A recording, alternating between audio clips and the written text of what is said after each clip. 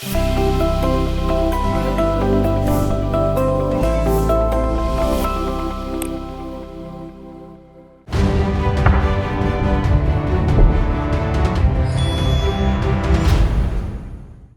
Everyone, welcome to दृष्टि judiciary. I am Nivedita Raje.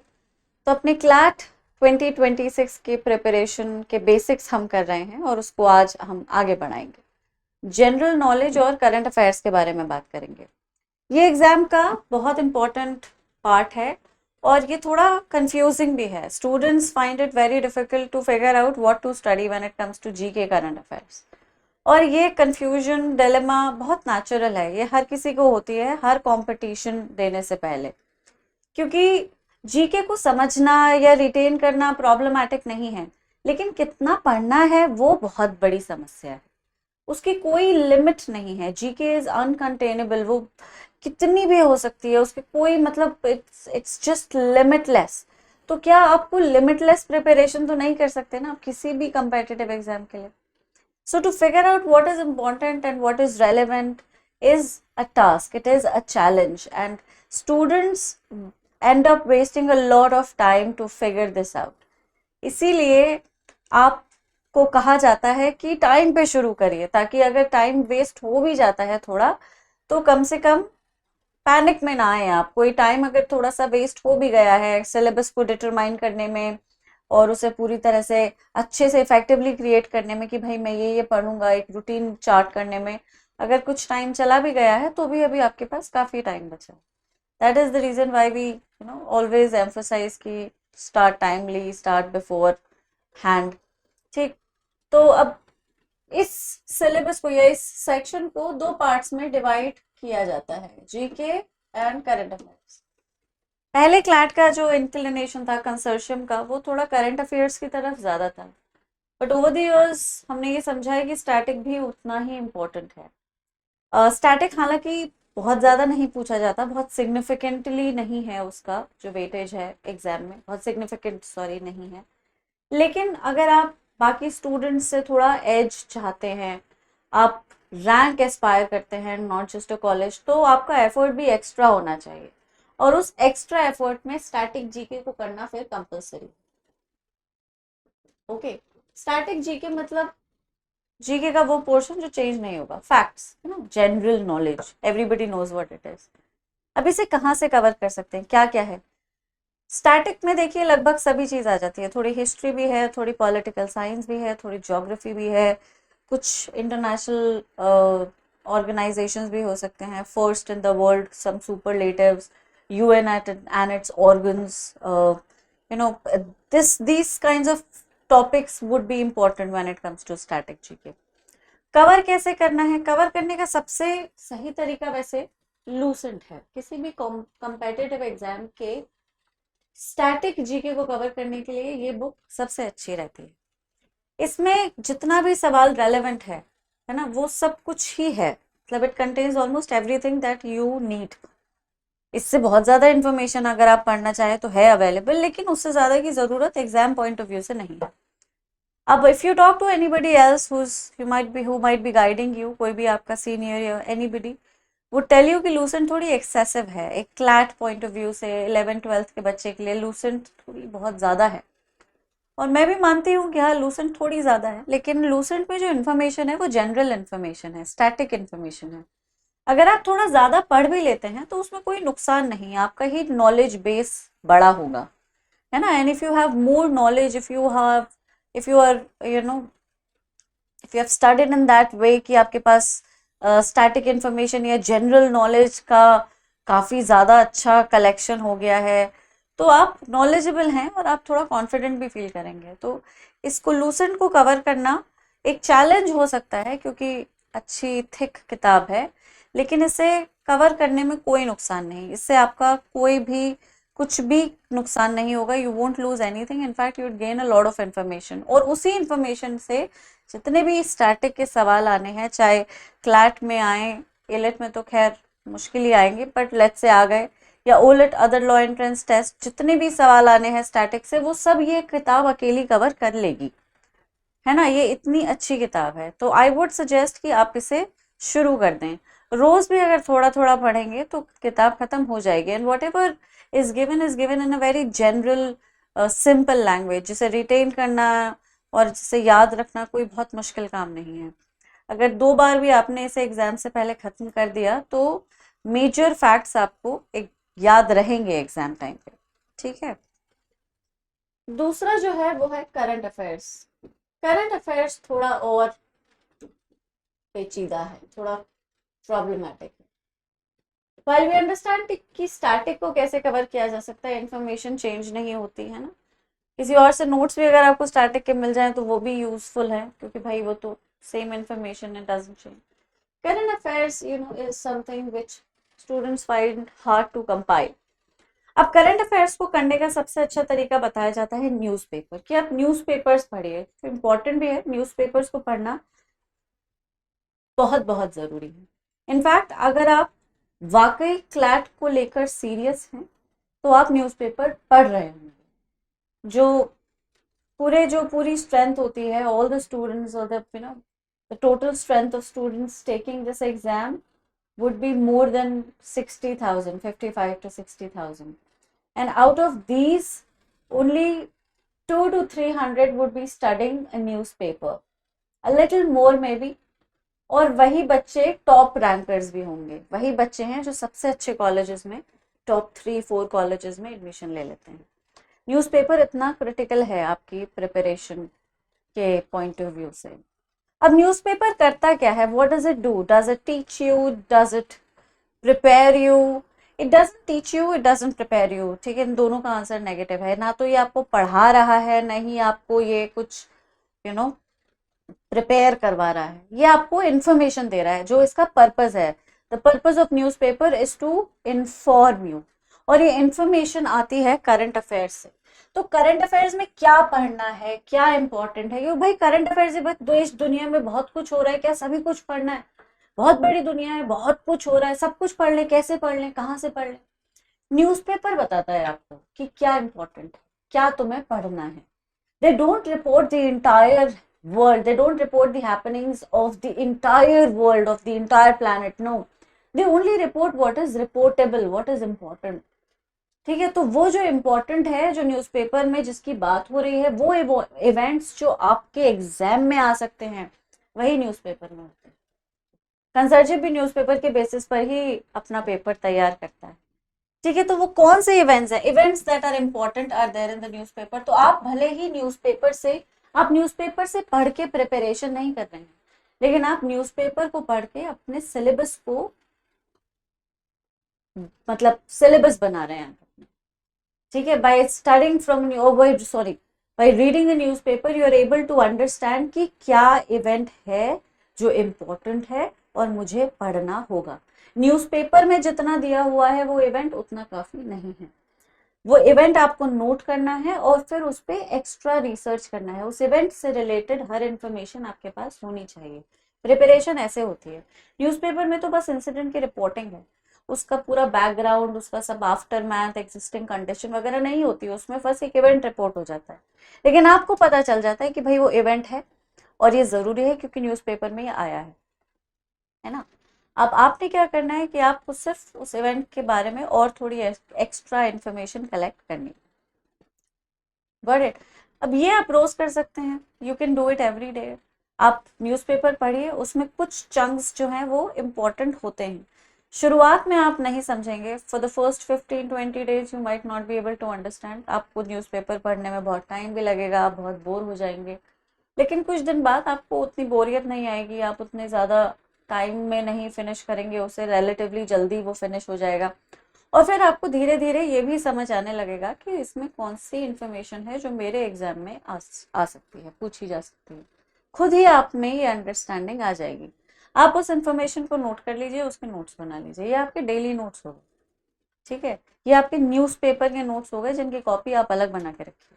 Newspaper के notes जिन्हें आप रोज लिखेंगे, ये बहुत बल्कि नहीं होते, क्योंकि न्यूज़पेपर में दी गई हर इंफॉर्मेशन इंपॉर्टेंट नहीं। बिजनेस फाइनेंस भी एडेड होता है न्यूज़पेपर में, स्टॉक मार्केट भी, पता नहीं क्या क्या है, वो कुछ नहीं पूछा जाता आपके एग्जाम में। ठीक है, इंटरनेशनल थोड़ा सा पढ़ लिया, नेशनल थोड़ा सा पढ़ लिया, थोड़ा बहुत स्पोर्ट्स देख लिया, अगर उसमें कोई बड़ा स्पोर्ट हुआ है, ओलंपिक लेवल या कुछ ऐसा बड़ा सा, वो देख लिया। कोई बड़ा किसी को अवार्ड मिला है, भारत रत्न, पद्म भूषण, विभूषण एक्सेट्रा, वो देख लिया। बस इतना ही न्यूज़पेपर। और बाकी जो रीजनल इन्फॉर्मेशन है वो आपके लिए बिल्कुल इंपॉर्टेंट नहीं है, एकदम उसे ना पढ़िए। ठीक है। तो न्यूज़पेपर के जो डेली नोट्स क्रिएट होते हैं वो बहुत बल्कि नहीं होते हैं, वो थोड़े से ही होते हैं, क्योंकि हर न्यूज़पेपर में सारी इन्फॉर्मेशन रेलेवेंट नहीं होती, कुछ ही होती है जो इम्पोर्टेंट होती है। एडिटोरियल भी जनरली उन्हीं मुद्दों पे लिखा जाता है जो थोड़े चल रहे हैं, जिन पे बातें हो रही हैं, लोग उन पे अपना ओपिनियन देना चाहते हैं, अपना अपना नजरिया पेश करना चाहते हैं। वही तो एडिटोरियल में भी कई बार जिन चीजों के बारे में बात की जाती है वो इम्पोर्टेंट इवेंट्स होते हैं, आप उनसे भी अपने इवेंट्स को चॉक आउट कर सकते हैं कि भाई ये इंपॉर्टेंट है, एडिटोरियल में इसकी बात हो रही है। तो न्यूज़पेपर से आपके डेली नोट्स बनते हैं। ठीक है। This is what newspapers, this is how newspapers contribute in your preparation. दूसरा, क्योंकि एग्जाम मेजरली रीडिंग पे बेस्ड है ना, आपको रीड करना है, काफी सारा करना है और एक certain टाइम में करना है। You have to make sure that you read quickly, efficiently, understand everything, retain everything. So newspapers build that aspect of your preparation. क्योंकि आप रोज पढ़ते हैं, रीडिंग की प्रैक्टिस आपकी कांस्टेंट हो जाती है, और क्योंकि आप कॉन्स्टेंटली रीड कर रहे हैं लगातार रोज रोज, तो आपकी रीडिंग की स्पीड भी बढ़ जाती है।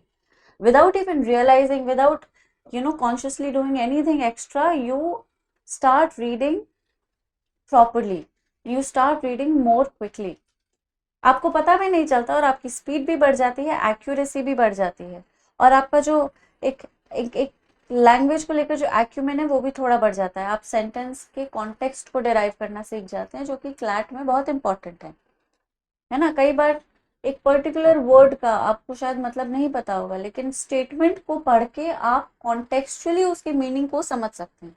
You might not be able to literally define the word, but you can figure out कि इसका क्या मतलब हो सकता है ना। और इस तरह के क्वेश्चंस इंग्लिश में आ जाते हैं, that would help you in solving questions in English section as well. Sentence formations, synonyms, antonyms, antonym is the opposite। Grammar के क्वेश्चंस इंग्लिश में आने लगे हैं, तो आपको वो भी करना है, क्योंकि आप न्यूज़पेपर पढ़ते हैं तो आप ऑब्वियसली लैंग्वेज फ्रंट पे थोड़ा स्ट्रांग होने लगते हैं, है ना। और एक वेल अवेयर सिटीजन जो होता है वो थोड़ा कॉन्फिडेंट भी होता है।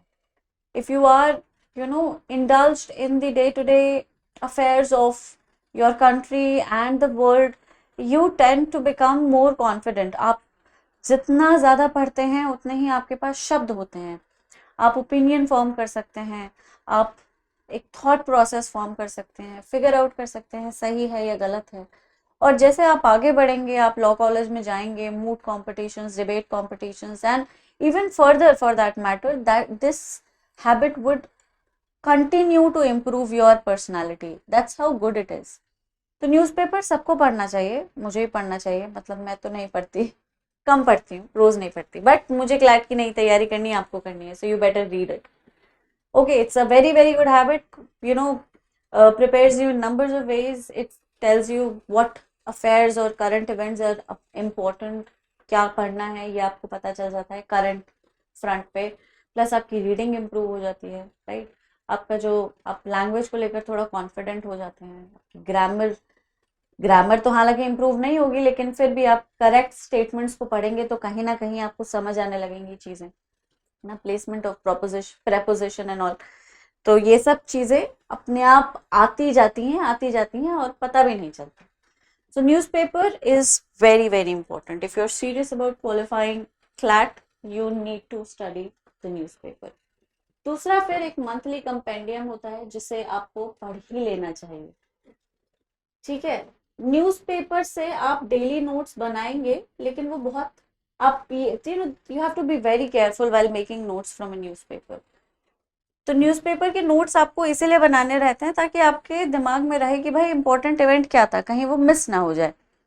इसीलिए आप बस इंपॉर्टेंट इवेंट को नोट कर लीजिए, और उसको अगर आप उसी समय पढ़ना चाहते हैं तो पढ़ लीजिए, नहीं तो आप उसे बाद में पढ़ लीजिएगा। द पॉइंट इज कि आपने इवेंट नोट कर लिया, है ना। अगर आप महीने के आखिर में सारे इवेंट्स को पढ़ना शुरू करेंगे तो थोड़ा सा प्रेशराइजिंग हो सकता है। तो ये day wise note making is not a bad idea, provided you are able to do it properly. जो बच्चे डे वाइज नोट्स बनाते हैं न्यूज़पेपर्स की हेल्प से, वो कई बार अपने नोट्स को बहुत बल्कि कर लेते हैं। They tend to note down everything. उनको लगता है ये भी इंपॉर्टेंट है, ये भी इंपॉर्टेंट है, वो भी इंपॉर्टेंट है, ये भी लिख लेता हूँ, वो भी लिख लेता हूँ, और नोटबुक हो जाती है बहुत मोटी, और फिर जब रिविजन का टाइम आता है तो सेग्रीगेट नहीं कर पाते कि क्या इंपॉर्टेंट है, और फिर पैनिक आ जाता है दिमाग में, है ना। तो ये जो कोचिंग इंस्टीट्यूशंस है, हम आपकी इसी रेस्पेक्ट में आपको हेल्प करते हैं कि instead of figuring out on your own कि क्या इंपॉर्टेंट है, हम आपको बता देते हैं कि यही इंपॉर्टेंट है, इससे ज़्यादा कुछ नहीं पढ़ना, क्योंकि डेली क्लासेस होती हैं इसलिए आपको समझ आ जाता है, क्योंकि डेली क्लासेस में डेली न्यूज़पेपर कवर होता है। सो यू अब मैं उसके बावजूद भी आपसे कहूँगी कि आप फिर भी न्यूज़पेपर पढ़ें, if not for the information, read it for your reading practice, है ना। रीडिंग प्रैक्टिस को बढ़ाने के लिए न्यूज़पेपर पढ़ें, पर पढ़ें। अगर आप खुद प्रिपेयर कर रहे हैं तो न्यूज़पेपर फिर इम्पेरेटिव है, फिर तो पढ़ना ही है चाहे कुछ हो जाए। अगर आप दृष्टि ज्वाइन करते हैं तो आपका ये हासिल जो है वो खत्म हो जाता है। स्टैटिक में लूसेंट जो बच्चे खुद पढ़ते हैं वो जनरली पूरा ही लूसेंट पढ़ते हैं, लेकिन यहाँ पे हम आपको बता देंगे कि लूसेंट का कौन सा पार्ट पढ़ना है, तो आपका एफर्ट रिलेटिवली कम हो जाएगा। सिमिलरली करंट अफेयर्स में भी आपको बता दिया जाएगा कि क्या इंपॉर्टेंट है क्या नहीं इंपॉर्टेंट है, न्यूज़पेपर हो चाहे मंथली कंपेंडियम हो, राइट। तो आपका एफर्ट कम हो जाता है, मतलब आपको ये फिगर आउट करने की टेंशन नहीं रहती है कि क्या पढ़ूं क्या छोड़ दूं, क्योंकि बहुत सारा पढ़ लूंगा तो हो सकता है आधे से ज्यादा भूल जाऊं, बिल्कुल हो सकता है। थोड़ा पढ़ूंगा बार बार पढ़ूंगा तो वो याद रहेगा, यही दृष्टि का मोटो भी है। We don't tell you everything that is happening, we tell you only what is important और जो एग्जाम में आ सकता है, ठीक है। तो क्लासेस में आपको वही इंफॉर्मेशन, वही सारे इवेंट्स और वही सब कुछ डिस्कस किया जाता है जो एग्जाम पॉइंट ऑफ व्यू से इम्पोर्टेंट है, चाहे वो स्टैटिक हो चाहे वो करंट अफेयर्स हो, और आपका सिलेबस क्लासेस के थ्रू ही प्रिपेयर हो जाता है। इसके अलावा मैं आपको बता चुकी हूँ कि हम एक लीगल करंट अफेयर्स की मैगजीन भी देते हैं, राइट। तो वो मैगजीन सिर्फ और सिर्फ लीगल करंट अफेयर्स को केटर करती है। It does not contain any other information, it only contains the legal current part of it, ठीक है। तो यू डोंट हैव टू, अब उसको भी ढूंढना अपने आप में एक बहुत बड़ा चैलेंज है। लीगल रीजनिंग में मैंने बताया था कि भाई legal current affair is as much part of the syllabus as static, right. तो आपको वो भी कवर करना ही पड़ेगा, इनफैक्ट उससे शायद ज्यादा पैसेजेस आए। तो अब उन्हें कहाँ ढूंढेंगे, किसी न्यूज़पेपर में अलग से लीगल तो कॉर्नर होता नहीं, या कोई ऐसा इंस्टीट्यूशन भी नहीं है जो आपको लीगल मैगजीन देता हो। प्रतियोगिता दर्पण, इवन दृष्टि आईएएस फॉर दैट मैटर, कुछ बच्चे पढ़ते हैं उसे, दृष्टि आईएएस की मैगजीन, या फिर वो विजन आईएएस की मैगजीन, अच्छी मैगजीन है, बुरी नहीं है, लेकिन वो करंट अफेयर्स जनरलाइज्ड हैं, उसमें लीगल कम है, ऑलमोस्ट है ही नहीं, क्योंकि लीगल उतना इम्पोर्टेंट नहीं है उस एरिया में। तो आप इसीलिए instead of wasting a lot of time in looking for legal current affairs, you can just relax and let us do that job. That is one thing. But अगर खुद ही पढ़ना है तो फिर न्यूज़पेपर में लीगल करंट अफेयर्स भी होते हैं, ठीक है। ऐसा नहीं कि उनकी इंफॉर्मेशन कहीं होती ही नहीं, होती है, बिल्कुल होती है। न्यूज़पेपर्स में भी आपको काफ़ी कुछ इंफॉर्मेशन मिल जाती है लीगल करंट अफेयर्स की, राइट। बाकी आप गूगल कर सकते हैं, शायद देर माइट बी कुछ लाइव लॉ जैसी वेबसाइट्स हैं जहाँ पे सुप्रीम कोर्ट के और हाई कोर्ट के अपडेट्स लगातार हर दिन डेली अपडेट्स आते ही रहते हैं। बट भाई it is for you to understand कि उनमें से क्या इंपॉर्टेंट है, क्योंकि भाई अगर जजमेंट्स का अपडेट है तो फिर वो हर तरह के ही जजमेंट होंगे, और it will be all kinds of judgements, even those which are absolutely not relevant for your syllabus. So I would suggest that you take mentorship in this regard, so you don't waste a lot of time and you don't, remain confused as to what to study. Okay. मैं आपको एक और बात बताना चाहती थी, मैं आपको नोट मेकिंग समझाना चाहती थी। जीके में अगर आपको लग रहा है कि मैं अभी पढ़ लेता हूँ और मेरे दिमाग में इंफॉर्मेशन रुकी रहेगी, तो ऐसा नहीं होता, इट डजंट हैपन, ठीक है। If you are starting without making notes, you are kidding yourself, आप अपने साथ ही मजाक कर रहे हैं, आप मखौल कर रहे हैं अपने कॉम्पिटिटिव प्रिपरेशन के साथ, क्योंकि सिलेक्शन नहीं होगा आपका, और मैं आपको ये लिख के दे सकती हूँ, ठीक है। तो लीगल रीजनिंग और जीके दोनों ही, इनमें दोनों में थ्योरी है काफी सारी, और अगर आपने ये थ्योरी नोट नहीं करी है, उसके नोट्स आपने नहीं बनाए, तो आप इसे कभी रिवाइज नहीं कर सकेंगे, भले ही एग्जाम एप्टीट्यूड है, ठीक है। आप इसे कभी रिवाइज नहीं कर सकेंगे, और रिवाइज अगर नहीं किया तो फिर एग्जाम में परफॉर्मेंस नहीं आता अच्छा। Okay, so if you are not making notes, you can forget about CLAT, absolutely. It's a very, I'm being very blatant, but this is the ultimate truth. GK में नोट्स बनाने ही बनाने हैं, और कोई तरीका ही नहीं जीके को प्रिपेयर करने का। आप एक क्या 4 बार पढ़ लीजिए फिर भी आप कुछ भूल जाएंगे, लेकिन अगर आपने नोट्स बना लिए तो उस इंफॉर्मेशन के रिटेंशन की प्रोबेबिलिटी ज्यादा है। हाथ से अगर चीज होके गुजर जाती है तो वो दिमाग के सबकॉन्शियस में बैठ ही जाती है। एक और बार उसे पढ़ लेंगे तो वो आगे आ जाएगी, फिर वो याद रहेगी, हमेशा याद रहेगी।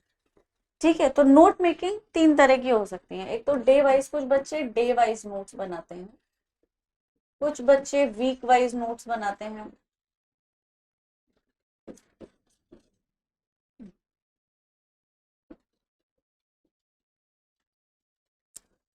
ओके, और कुछ बच्चे मंथ वाइज नोट बनाते हैं। ठीक है, अगर आप प्रिपरेशन खुद कर रहे हैं, if you are preparing on your own, I would suggest to go with this model. ठीक है, क्योंकि डे वाइज नोट्स बनाने के लिए आपको प्रॉपर गाइडेंस की जरूरत पड़ती ही है।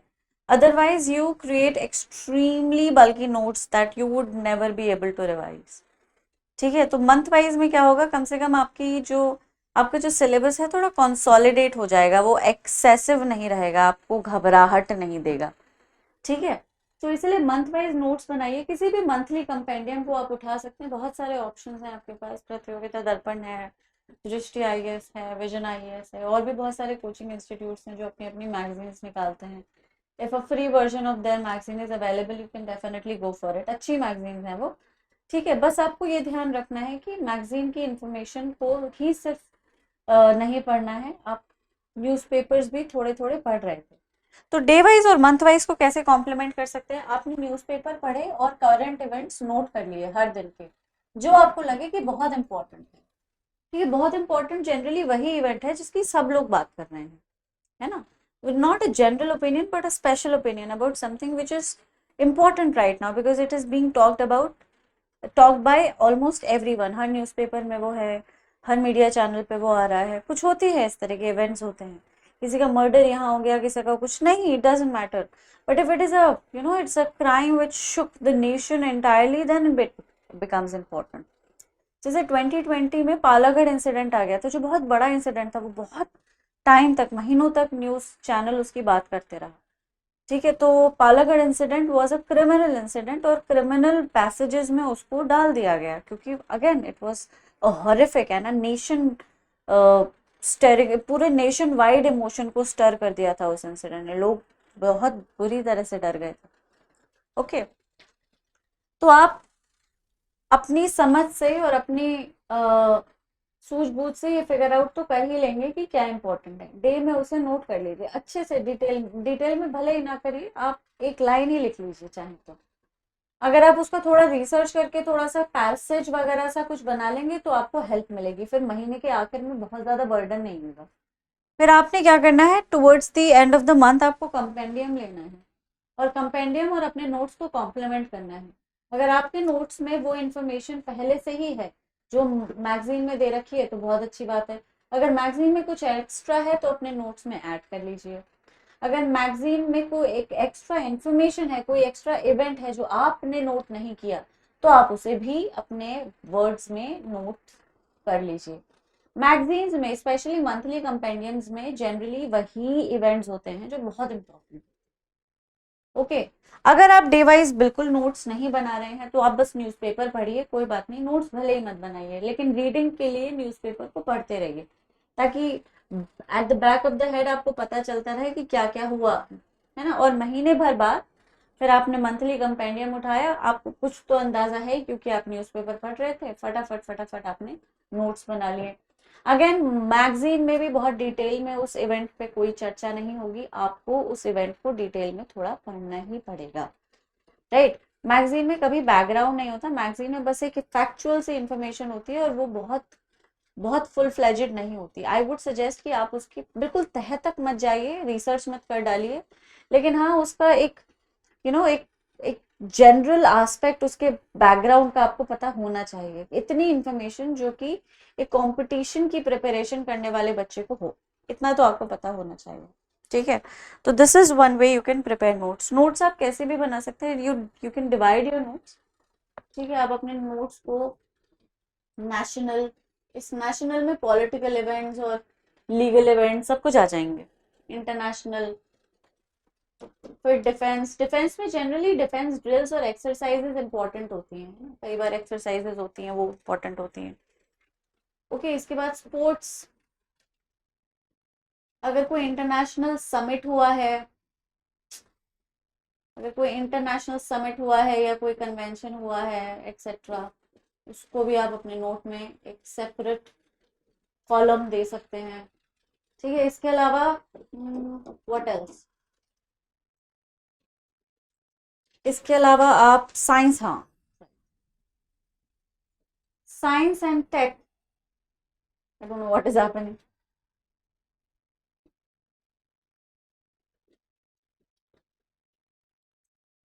इंटरनेशनल, इसके अलावा साइंस एंड टेक पे भी आप थोड़ा सा फोकस कर सकते हैं। ये बहुत ओवरली इम्पोर्टेंट नहीं है, लेकिन फिर भी जनरल, मतलब कोई बहुत लैंडमार्क या बहुत कोई नो बढ़िया सा कोई रिसर्च हुआ है जिसके बारे में बातें हुए हो रही हैं जो आपको पता होना चाहिए, you can read about it. Science and tech उस हिसाब से तो इम्पोर्टेंट है। उसके बाद फिर रैंक्स और इंडेक्सेस भी आ जाते हैं, किस इंस्टीट्यूशन को या किसको क्या रैंक मिली है, किस इंडेक्स में इंडिया को क्या रैंक मिली है etcetera. Ranks and indexes are always important. Okay, और ये करंट की इंफॉर्मेशन है, कोई करंट की इंफॉर्मेशन में डे भी आ जाते हैं कई बार, बहुत ज़्यादा इंपॉर्टेंट नहीं, एक आध क्वेश्चन आता है, आप चाहें तो छोड़ दें। और फिर अगर कोई ऐसा इंफॉर्मेशन है या कोई ऐसा इवेंट है जो इनमें से कहीं पे कवर नहीं हो रहा, तो आप उसको मिसलेनियस में डाल दीजिए। Wrong spelling,